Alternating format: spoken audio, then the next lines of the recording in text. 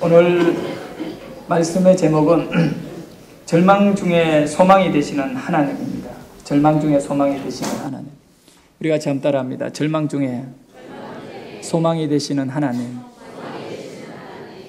여러분이 숨기고 믿는 오늘 우리의 예배를 받으시는 그 하나님은 여러분의 인생의 절망 가운데 놓일 때에 여러분을 소망으로 인도하시는 유일한 분이심을 기억하셔야 합니다.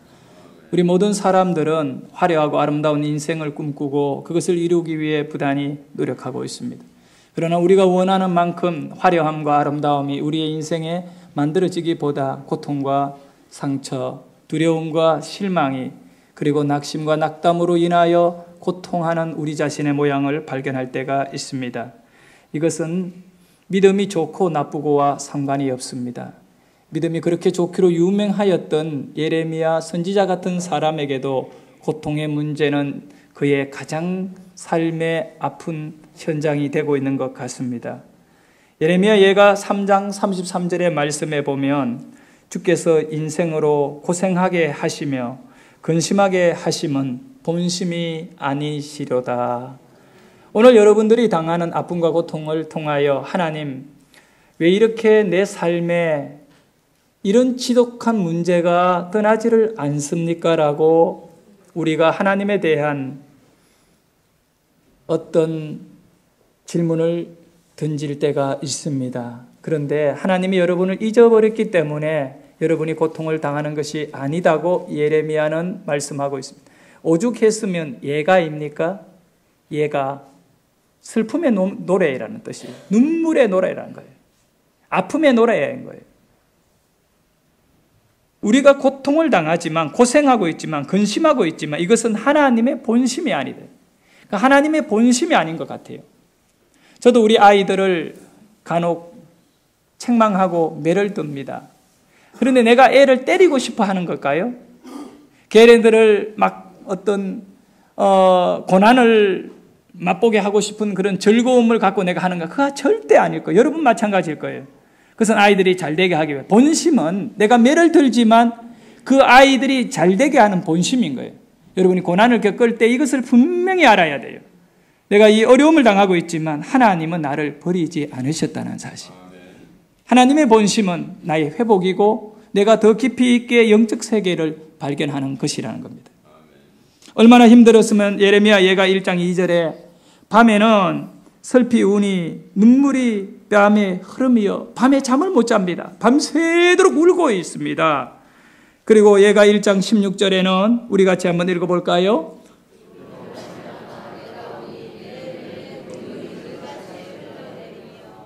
예, 눈물이 흘러내리는 거예요. 물같이 흘러내리는 거죠. 그리고 2장 11절 말씀은 내 눈이 눈물에 상하며 내 창자가 끊어지며 내 간이 땅에 쏟아졌으니. 얼마나 슬펐으면 눈이 상할 정도로 눈물을 많이 흘리고 있나요? 눈이 상했어요. 어떤 분들은 울고 눈이 빨개져 있어요. 눈이 퉁퉁 부었어요. 예레미야도 이 슬픔 때문에 고통 때문에 눈이 상할 정도로 너무 많이 울어가지고 눈이 상할 정도예요. 창자가 끊어질 것 같은 통곡의 그 울부짖음이 예레미야에게 있는 거고, 그리고 나가서 이 간이 땅에 쏟아지는 것 같다는 거예요. 피를 토하는 것 같은 그 아픔과 상처를 갖고 있는 거예요. 이걸 보면서 저는 이런 생각을 했어. 예레미야가 얼마나 믿음이 좋은 선지자입니까? 구약에서 찾아보기 드문 믿음의 사람이거든요. 그런 믿음의 사람도 고통과 고난과 눈물을 가지고 있다는 것입니다. 우리는 세상 것들로 절망하고 고통하지만 그러나 예레미야는 최소한 세상의 어떤 것으로 고통하는 건 아닌 것 같아요. 그가 고통하는 것은 하나님의 사람들이, 이스라엘 백성 유대인들이 하나님과의 관계가 깨어지고 하나님과의 이 단절된 상태에서 일어나고 있는 영적인 파멸에 대한 슬픔을 갖고 예레미야는 눈물을 흘리고 울고 있는 것 같습니다. 사랑하는 성도 여러분, 우리는 절대 우리 자신의 신앙에 대하여 자만하면 안 됩니다. 오늘 내게 눈물이 없다고 해서 아픈 자들의 마음을 너무 쉽게 보면 안 됩니다.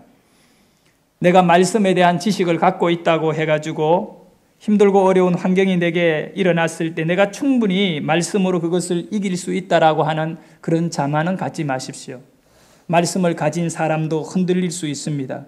심지어 말씀에 순종하고 전도하는 전도인들에게도 똑같은 감당할 수 없는 문제가 일어났을 때에 믿음이 흔들리고 낙심에 빠져서 길을 찾지 못할 경우도 있다는 것입니다. 엘리야 선지자는 얼마나 믿음이 좋은 사람인지 모릅니다. 하늘에서 불이 내려서 갈멜산 그 제단에 세워진 그 이 송아지 위에 불이 떨어지고 이런 엄청난 기적을 행하던 엘리야이지만 그 다음 날 열왕기상 19장에 보면 아합의 아내였던 이세벨이 엘리야를 죽인다라고 하는 소식을 듣고 너무 두려워가지고 광야로 도망가서 로뎀나무 아래에서 엎드려서 하나님께 이런 불평을 합니다. 차라리 하나님 나를 이제 죽여주십시오. 너무 힘듭니다라고요. 능력의 종 엘리야도 절망의 순간에는 하나님께 죽여달라고 고백하고 있는 것 같습니다. 사랑하는 성도 여러분, 고통과 절망이 가지고 있는 목적이 뭘까 생각해 보십시오. 그것은 바로 마귀 입장에서는 하나님과 결별하게 만드는 작업이고 하나님의 그 믿음의 선한 뜻 가운데에는 하나님이 여러분을 부르고 있는 요청의 현장이 될 수 있습니다. 우리가 알아야 할 것은 고통과 절망과 낙심은 나만 당하는 고통이 아니기 때문에 하나님은 우리 모두에게 살아갈 수 있는 길과 방법을 제시해 놓고 계신다는 사실입니다. 성경에 나오는 모든 신앙의 인물들도 나와 똑같이 낙심의 현장에서 하나님을 바라보고 벗어났고 예수님마저도 십자가 그 고통을 앞에 두고 이런 기도를 드렸습니다. 이 잔을 피할 수만 있으면 내게서 지나가게 하옵소서. 이것이 솔직히 예수님의 기도였습니다. 그렇지만 예수님은 내 뜻대로 마시고 아버지의 뜻대로 하시기를 원하는 믿음이 있었습니다.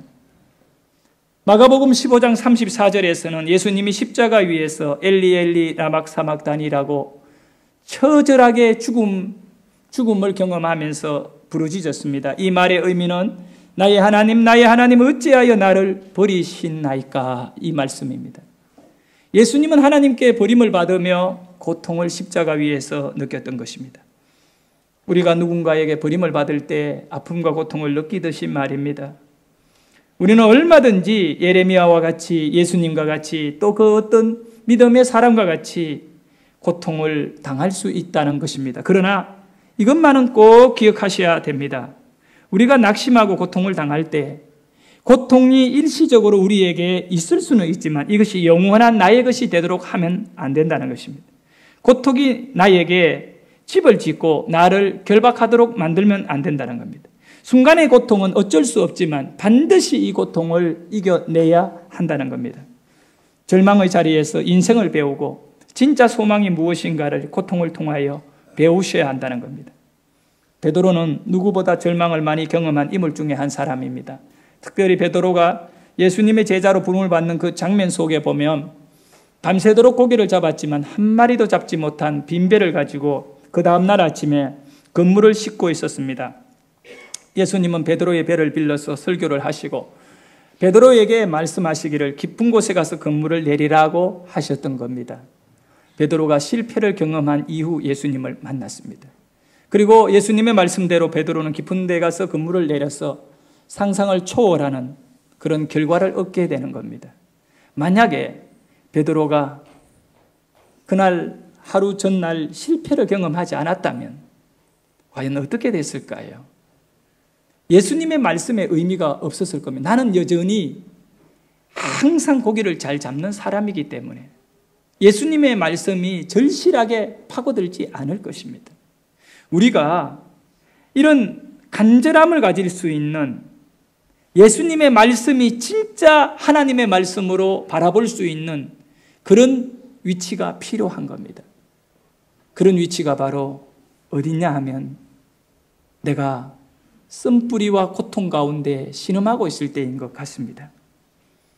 사랑하는 성도 여러분, 다윗도 마찬가지입니다.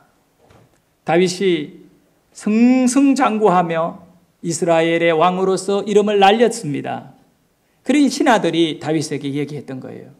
왕이여, 굳이 왕이 이제는 전쟁터로 나가지 마십시다. 왕은 귀한 분입니다.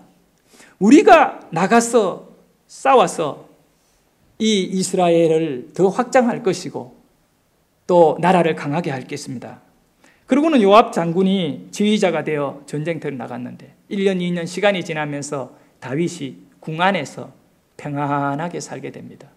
그 편안함이 다윗에게는 더 안 좋은 시간으로 점점 바뀌어지기 시작한 겁니다. 하나님을 의지하고 기도하고 믿음으로 살아야 될 다윗이 반대로 딴 생각을 하게 되는 겁니다. 궁 안에서 신하들은 전쟁터에서 목숨을 내놓고 싸우고 있을 때 다윗은 편안하게 죄를 짓고 있습니다. 그 가운데 두 가지 죄 우리가 잘 알고 있습니다. 우리의 아내를 겁탈하는 것과 두 번째는 인구조사에 들어가는 것입니다. 여러분, 정욕에 이기지 못한 여인을 겁탈하는 것, 이 문제를 벗어나서 하나님은 정말 싫어하신 것이 하나가 있어요. 그것은 바로 인구조사를 하는 것이었습니다. 숫자를 세워서 우리 군대가 얼마나 강한지를 확인하려고 한 것입니다. 그것은 무엇을 의미하느냐? 지금까지 하나님이 다윗을 도와서 승승장구했는데 그 하나님의 도움은 그대로 잊어버리고 우리 군대가 잘났고 우리 군인들이 훈련을 잘 받았고 자기가 지휘를 잘해서 오늘 번영을 이루는 줄 착각에 빠진 것입니다. 인구조사가 끝났을 때 하나님은 다윗에 대하여 징계를 하십니다. 그것이 바로 본심이 아니죠. 다윗을 망하게 만들고 싶어 하는 것이 아니에요. 다윗이 정신을 차리고 돌아오게 만들기 위한 하나님의 손짓이었어요. 7만 명 이스라엘 백성 7만 명이 전염병으로 죽었습니다. 한 사람의 범죄함으로. 그때 다윗이 궁 안에서 눈물의 밤을 보내게 됩니다. 내가 하나님께 잘못했습니다라고 회개를 하고 있습니다. 궁 안에. 그럴 때에 우리 역대상 21장 18절의 말씀을 읽어볼까요? 크게 읽습니다. 시작.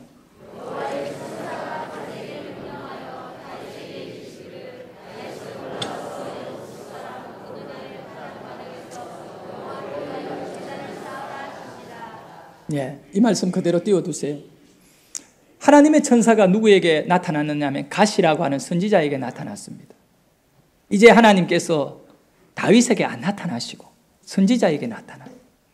그리고는 다윗에게 네가 가서 말해라. 다윗에게 여부수 사람 오르난의 타작마당으로 오라고 해라. 여호와를 위하여 그곳에서 제단을 쌓아라. 이렇게 말했던 거예요. 지금 이스라엘에는 전염병으로 사람들이 7만 명이 죽었고 계속 죽어가고 있는 상황인데 다윗은 궁 안에서 신하들에게 인구조사하라, 또 궁 안에서 여자 불러놓고 나쁜 짓 하고 이런 궁 안에서의 무너진 인생을 살아갔던 다윗에 하나님은 선지자 보내서 네가 네 죄를 깨닫느냐? 그렇다면 오르난의 타작마당으로 오라. 하나님은 다윗을 오르난의 타작마당에서 기다리고 계시는 거예요. 여러분이 고난의 현장에 그대로 고난의 현장에 앉아서 고난 묵상하면요 정신병만 걸릴 뿐이에요. 내가 지금 실수로 또 원치 않는 문제가 쓰나미같이 다가와서 나의 인생에 덮고 있을 때 그대로 있으면 안 된다는 거예요. 하나님이 여러분을 살리려고 어떤 곳에서 여러분을 부르고 있을 때 그 부름에 반응하고 거기에 나가서 하나님을 만나셔야 되는 것입니다. 하나님은 다윗을 살리기 위하여 죄 지은 다윗을 살리고 이스라엘을 회복하기 위하여 오르난의 타작마당에서 다윗아 믿음을 갖고 내 앞으로 나오라는 것입니다. 그곳에서 다윗이 하나님께 번제를 드리거든. 이 오르난의 타작마당이 어떤 곳이냐 하면 그냥 땅이 아닙니다. 밭이 아닙니다. 타작마당이 아닙니다.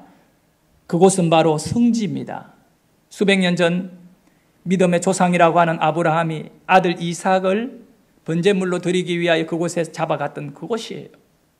다윗에게 뭘 깨닫기를 원합니까? 하나님 앞에 은혜를 깨닫기를 원하는 거예요.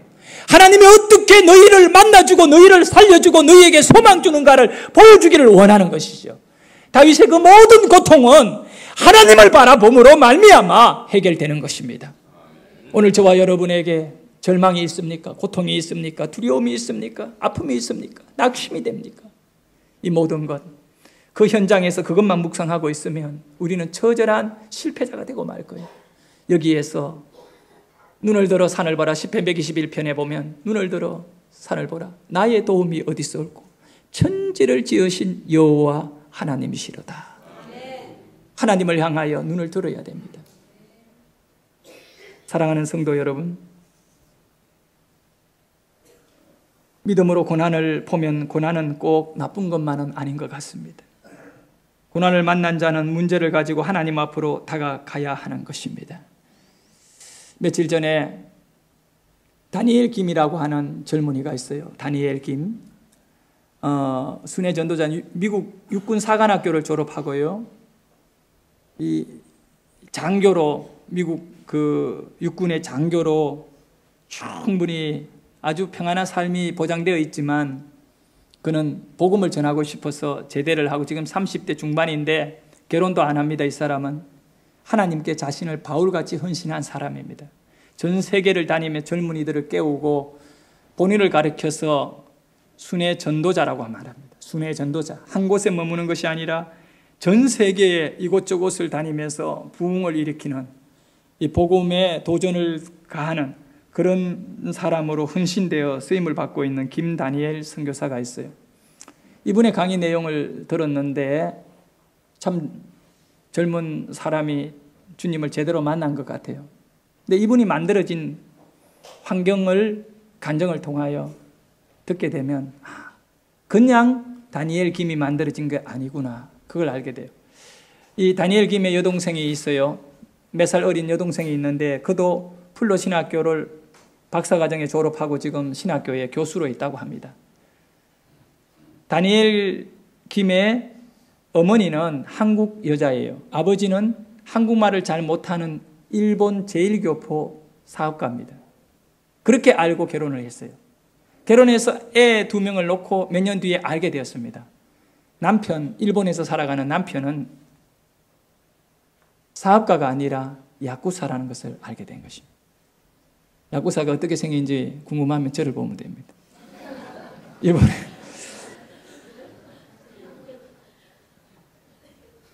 속을 볼 줄 알아야지. 하늘이 무너질 것 같은 아픔과 상처를 엄마는 경험한 그때에 교회를 나가기 시작한 거예요. 다니엘 김의 아버지는 일본에 있고 엄마는 애들 둘이 데리고 한국에 살았대. 서울에요. 종로 쪽에 서울 살았는데 그게 개척교회에 나갔대. 상가교회에 나갔대. 다니엘이 어릴 때. 이 믿음이 제대로 어머니에게 들어가면서 다니엘은 밤 12시가 되면 엄마 손에 이끌려가지고 교회 마룻바닥에 요피해놓고 다니엘하고 다니엘 동생 누워가 잠자고 엄마는 밤 12시 되면 하루도 안 빠지고 매일 새벽 5시 새벽 예배가 될 때까지 엎드려서 하나님께 눈물로 기도하는 거예요. 하나님, 내 인생을 불쌍히 여기시고 내 남편을 예수 믿게 해서 그 깡패의 삶에서 벗어났어. 우리 아이들과 또 하나님께 교회를 섬기고 쓰임을 받는 인물 되게 해달라고. 그 어린 나이에 엄마의 기도가 말도 안 되는 기도같이 들려질 때가 있어요. 내 남편이 장로 되게 해달라고. 교회도 나가지 않는 남편. 근데 다니엘이 6살, 7살, 8살 그때에 아버지가 일본에서 큰 이 사고를 치고 형무소에 들어가게 되었다는 것입니다. 엄마의 얘기를 도무지 듣지 않던 아버지가 감옥 안에서 꼼짝 못하고 잡혀 있는데 양대 야쿠사 이 계열이 있는데 이쪽에서는 다니엘 아버지가 속한 이쪽에서는 나오기만을 기다리고 있고 반대쪽에서는 이제 다니엘 아버지로 인하여 큰 사건이 터졌는데 나오면 바로 죽이겠다고. 얼마나 일본 야쿠사들이 잔인합니까? 나오면 바로 죽이겠다고 나오기만을 기다리고 있는 이쪽. 이런 상황 속에서 다니엘 엄마는 매일 밤 12시에서 새벽 5시까지 철야하면서 아침에 철야 끝나면 편지를 쓰는 거예요. 남편에게. 성경 말씀을 책장 앞에 쓰고 그 뒤에 사랑하는 남편에게 꼭 예수를 믿고 변화되라고. 한국말을 잘 모르니까 일본말을 사전 찾아가며 그렇게 노력하면서 눈물겨운 편지를 수백 통을 써서 보냈는데, 지금도 그 아버지는 그 편지를, 어머니 편지를 딱 가지고 이 진열대 안에다가 수백 통의 편지를 갖고 있대요. 출소하기 얼마 전에 그 편지를 읽다가 아버지가 성령의 은혜를 받게 되는 거예요. 전혀 그럴 것 같지 않던 아버지였는데 키가 185 장신의 아주 체격이 좋은 그 아버지가 그날 밤에 은혜를 받고 약구사적 회심을 하게 됩니다. 몸을 실오라기 안 걸친, 하나도 안 걸친 벌거숭이로 서서 하나님 앞에 나는 죄인입니다. 나는 죄인입니다. 자기 모습을, 옷을 다 벗겨 제끼고 밤새도록 잠 한숨 안 자고 눈물을 흘리고 나는 죄인입니다. 그 순간에도 그의 어머니는 개척교회 상가에 엎드려 기도하고 있었어요. 그리고 그 감옥 안에서 하나님을 믿는 사람으로 변화되어서 출소하고 자식과 아내를 일본으로 데리고 가서 몇 년 살다가 미국으로 이민을 갔고, 미국에서 이제 다니엘 김은 대학을 졸업하고 그렇게 살다가 전 세계를 다니며 복음을 전하는 인물이 된 것입니다. 그 아버지는 한국으로 돌아왔다고 합니다. 현재 살아계시고, 그 아버지는 지금, 과거에 이미 장로님이 되셔가지고 다니엘 김이 한국 집회가 있어 들어오면 그 늙은 노인이 다니엘 김이 운전해가 다니겠다 해도 잘 목사님을 내가 모시고 싶다고. 그리고는 극진하게 아들을 옆에 태워서 집회 현장에 가서 뒤에 앉아서 가장 큰 은혜 받고 그런 장로님이 되어 있다. 한 여인의 고통과 눈물의 열매예요. 사랑하는 여러분, 그때 인생 탓하고 여인이 새 시집 가자 그러고 애들 둘이 잘 키우고 끝내자 하고 애들에게만 소망 맞추고 그랬으면 오늘 다니엘 김 같은 인물은 못 만들어냅니다. 하나님이 그 기도를 들으시고 그 고통 가운데 자기 백성을 만나주시고 새로운 길을 열어주신 은혜를 경험하는 것입니다. 우리 하나님에게 소망을 두는 모든 사람에게 하나님은 새 힘이 되어 주심을 기억하기를 바랍니다.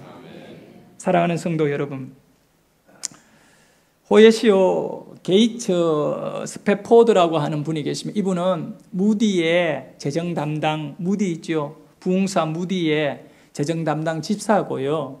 참 무디가 그렇게 아끼는 일꾼이에요. 근데 이분에게도 시련이 있었고 고난이, 자식 4명이 그 차가운 대서양 바다에서 해난 사고로 죽어버렸어요. 그런 슬픔을 가진 집사님인데 그 이후에 전 세계인의 가슴을 울리는 그런 고백의 시를 쓰게 되고, 그것이 오늘 우리 찬송가 413장으로 남아있는데 그 영상을 하나 봤으면 좋겠습니다. 1873년, 벌써 몇백 년이 지났네요. 이 스탠포드의 그 시가 오늘 우리 찬송가에 남아 있습니다. 우리 같이 이 찬양을 통하여 여러분의 삶 속에 하나님의 큰 평안이 임하는 은혜가 있기를 소원합니다. 413장. 내 평생에 가는 길 순탄하여 늘 잔잔한 강 같든지 큰 풍파로 무섭고 어렵든지 나의 영혼은 늘 편하다.